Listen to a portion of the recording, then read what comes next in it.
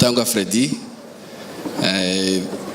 ndi muri komite ya Ibuka nka vice president wa kabiri, ariko ndumwe mu bana ba GIRG, ndumwe mu bagiriwe amahirwe bakaramburirwa amaboko na GIRG ikampobera ikampa ubuzima.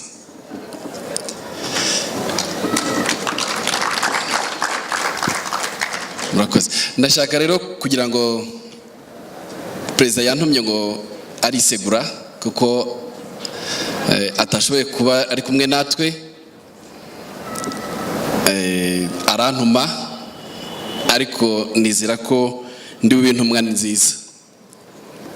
Ntabwo yaje kuko we na executive wa Ibuka bagiye guhobeza ubuzima abacu bari Nyaruguru.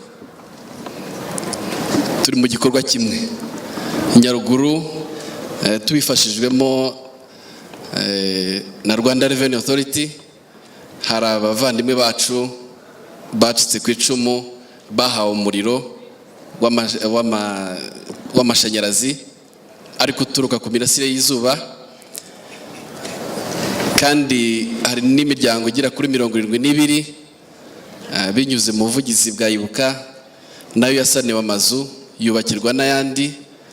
Abo bose Perezida na Executive Naftali bagiye kubasangira ubwo buzima, tunabyishimire.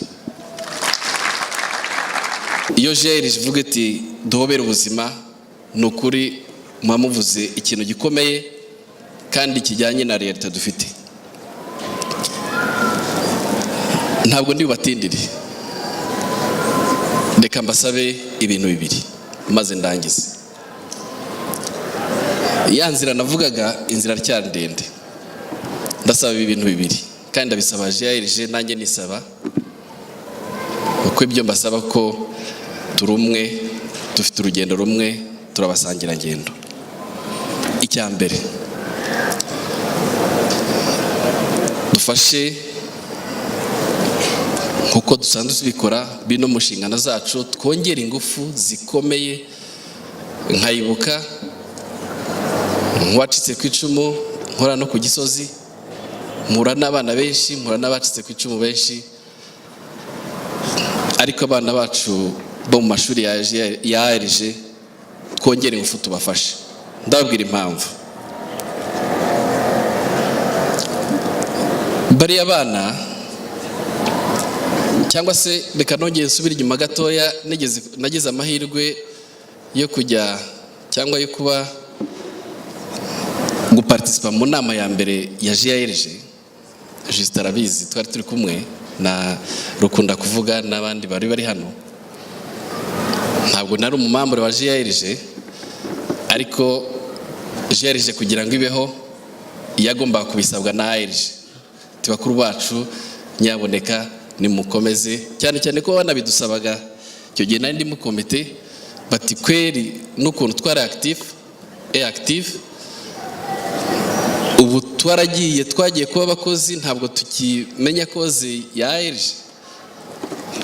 GIRG yababayereye ikiraro gikomeye, ariko uwo munsi Justin hari amagambo abiri wavuze. Yaravuze ati ubu GIRG igiye kuba ikiraro hagati y'aba bana n'abakuze. Icyo ndakibuka turi muri foko hariya. Cya kabiri yavuze ati GIRG ni abantu bifashije, bakomeza no kungura ubushobozi, dushobora kugera ku kintu gikomeye kizafasha abacitse ku icumu bose. Narabibonye ko byabaye, ariko mu rwego rwo kugira ngo uburyo kiraro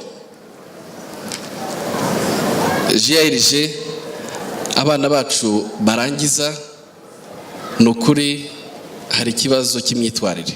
Ikindi ni ugufasha abana bacu.